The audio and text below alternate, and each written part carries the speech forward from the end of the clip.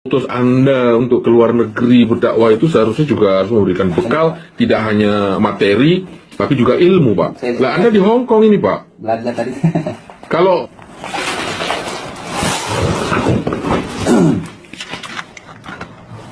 ini surat kosong kepada siapa? Ya, ini contoh kepada saya. Ini siapa ini? Haji Ahmad Iqmal Fauzi. Saya termasuk pengurusnya, Pak. Ini namanya siapa ini? Iya, nama saya, Pak. Haji Ahmad Iqmal Fauzi. Iya. Pendidikan sarjana pendidikan. Iya. MM singkatan dari? Ya, sekolah ekonomi. Ini jurusan aja, jurusan. Iya, MM ini singkatan dari apa? Itu magister ekonomi. Salam Elechem Bisem Yeshua HaMashiach. Salam damai sejahtera di dalam nama Tuhan Yesus Kristus untuk kita semua. Teman-teman sekalian, kali ini kita akan membahas mengenai salah seorang ustadz palsu yang tertangkap basah di Hong Kong lalu diinterogasi, ya. Dan teman-teman sekalian diminta pertanggungjawaban atas ijazah dan juga dokumen-dokumen yang ditunjukkannya. Mulai dari gelarnya yang katanya SPD MM. Ketika ditanyakan apa kepanjangan MM, lalu dia katakan itu magister ekonomi. Jadi dari gelar saja teman-teman sekalian, dia tidak bisa mempertanggungjawabkan. Dan termasuk ilmu soal agama. Ya, ilmu agamanya, pengetahuannya soal agama itu dangkal sekali dan itu tidak paham. Tetapi ngotot untuk pergi berdakwah, pergi ceramah ke luar negeri. Nah, ini kita berhati-hati seperti itu teman-teman sekalian. Karena apa? Karena banyak sekali saat ini orang memanfaatkan agama. Ya, ini bukan hanya saja di saudara-saudari kita Muslim, tapi juga ini terjadi di kalangan orang Kristen. Nah, banyak sekali hamba-hamba Tuhan yang kemudian menggunakan nama Yesus, ya, menggunakan agama Kristen dengan tujuan dan juga iming-iming mereka, ya, untuk mencari popularitas mereka dan juga untuk ya sengaja ya untuk mengacaukan umat beragama, dan itu sering terjadi di Republik Indonesia ini. Nah, oleh karena itu teman-teman sekalian, mari kita simak dulu apa yang disampaikan oleh Ustadz ini ketika dia diinterogasi oleh petugas. Berikut videonya. Utus Anda untuk keluar negeri berdakwah itu seharusnya juga harus memberikan bekal, tidak hanya materi, tapi juga ilmu, Pak. Lah Anda di Hong Kong ini, Pak. Belajar tadi. Kalau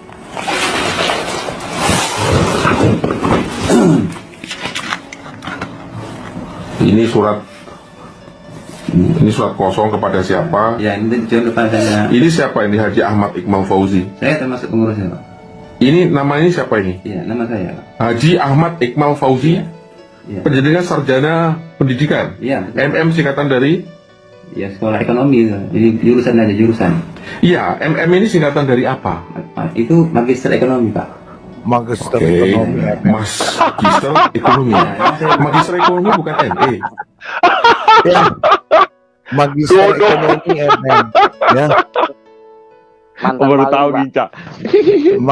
Makanya Mak Ginca sampai ketawa. Makanya penipu. Ulang. Kasih ulang. Ulang Palidara. Dari?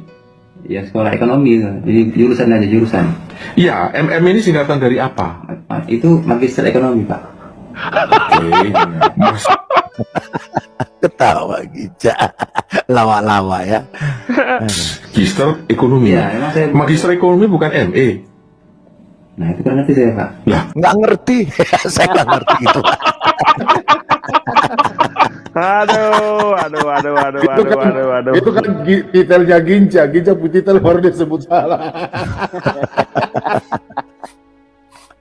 Ginca kamu salah itu. MM itu magister ekonomi. Kamu jangan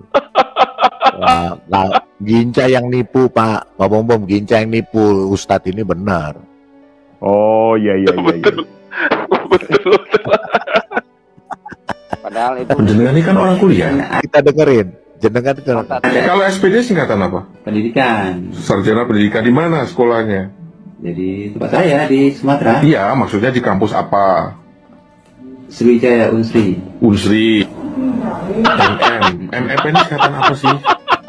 Magister ekonomi, Pak. MM masih magister ekonomi, masih ngotot lagi. MM itu singkatan apa? Magister ekonomi katanya. Bukan ME. Ini sekarang menjadi ada Al-Fakir.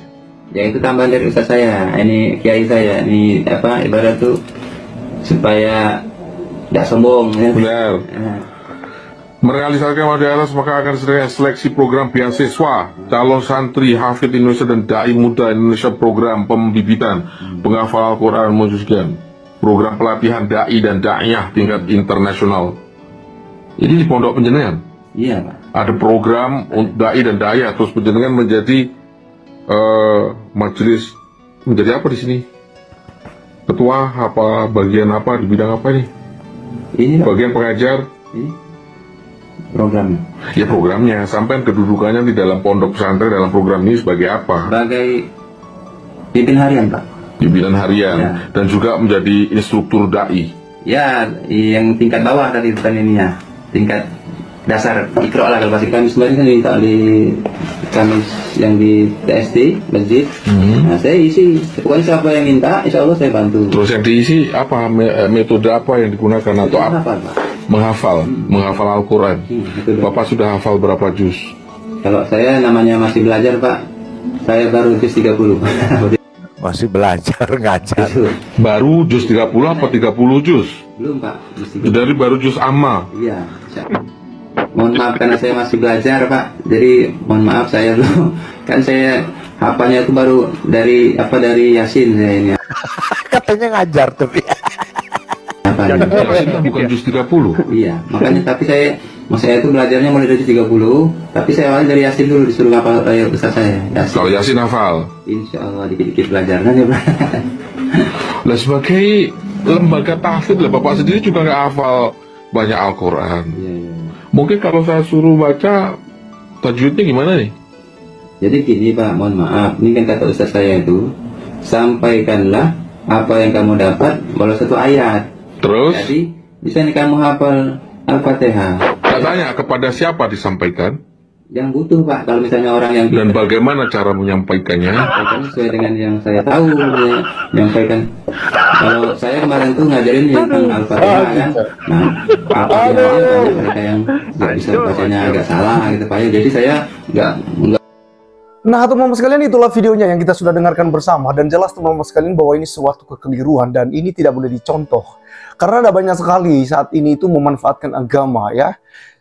Kali ini kita lihat ya, dia bergelar ustadz, dia bergelar sebagai guru ngaji, guru dakwah, penghafal Al-Quran, kemudian apa namanya itu menghafal 30 juz, dimulai dari surat Yasin katanya tadi, mulai dari hafal surat Al-Fatihah dan macam-macam teman-teman sekalian. Saya kemudian melihat bahwa ini sesuatu hal yang memang nampak sekali ya, berbohong, entah apa yang menjadi visi misinya gitu ya, untuk pergi ke Hong Kong lalu mengatasnamakan agama ini untuk pergi